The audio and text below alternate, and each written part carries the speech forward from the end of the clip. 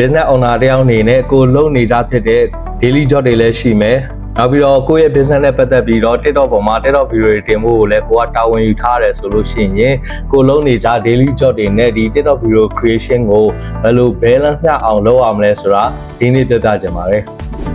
မင်္ဂလာပါ Digital Coin Founder ကိုစရာဖြိုးပါဟုတ်တယ်နော် business owner တယောက်အနေနဲ့တနေ့တူထွားလေးတွေနဲ့ကိုလုံးမဖြစ်မဲ့အလုပ်တွေလည်းလုပ်နေရတယ်ပေါ့နော်ဒီတိုင်းမှာ TikTok video တွေရိုက်ဖို့ကိုက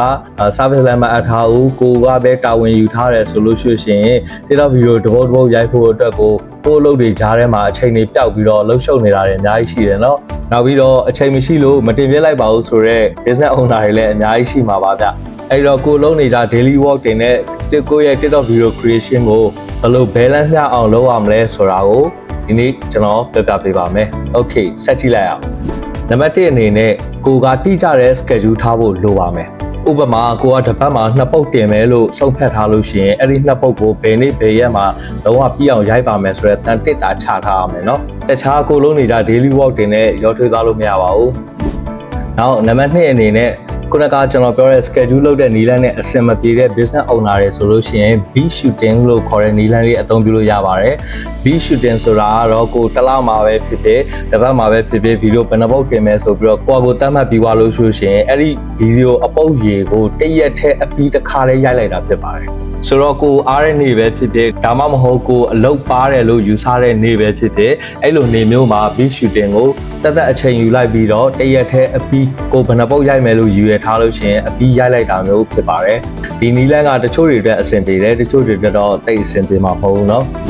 နောက်နံပါတ်3ကို edit လုပ်တဲ့ editing software တွေပဲဖြစ်ဖြစ် editing apps တွေပဲဖြစ်ဖြစ်အဲ့ဒီက template တွေယူသုံးပါဥပမာ Canva လိုမျိုး CapCut လိုမျိုး editing apps တွေမှာဆိုလို့ရှိရင် auto template လေးတွေရှိတတ်ပါတယ်အဲ့ဒီ template လေးတွေကလှလဲလှပြီးတော့အချိန်ကုန်လည်းအများကြီးသက်သာစေပါတယ်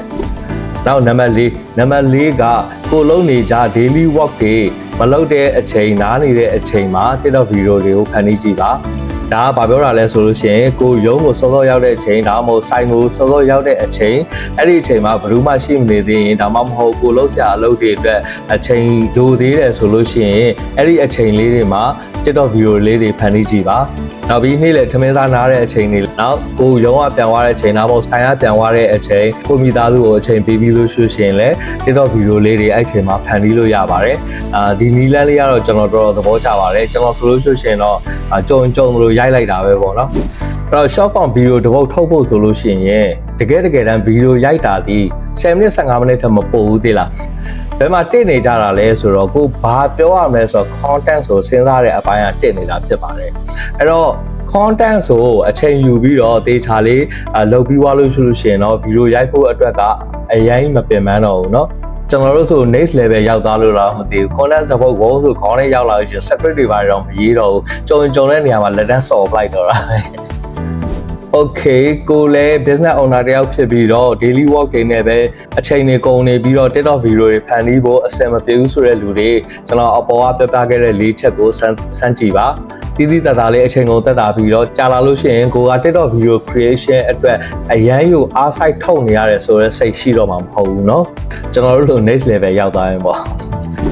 TikTok video creation TikTok marketing နဲ့ပတ်သက်ပြီးတော့နောက်လဲဘူးတုဒရဖို့အကြောင်းအရာတွေကိုအများနဲ့တင်ဆက်ပေးနေမှာဖြစ်လို့ထုံးစံတိုင်းကျွန်တော်တို့ Digital Coin ကို like and follow လေးလုပ်ခဲ့ပေးပါဦးခင်ဗျအဆုံးထိကြည့်ရှုပေးလို့ကျေးဇူးတင်ပါတယ်နော်